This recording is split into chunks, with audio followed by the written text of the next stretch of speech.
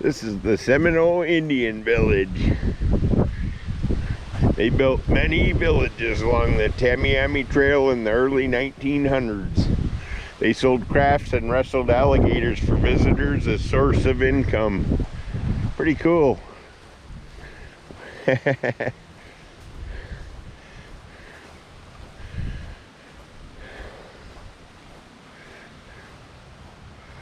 It looks like a good place to hike around here. Oh, there's a canoe. Dugout canoe. For thousands of years, the only way to travel in this area was by boat. Large cypress trees would be selected and carved out to make a canoe.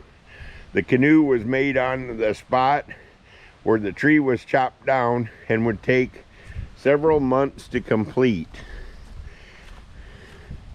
This is definitely a neat canoe.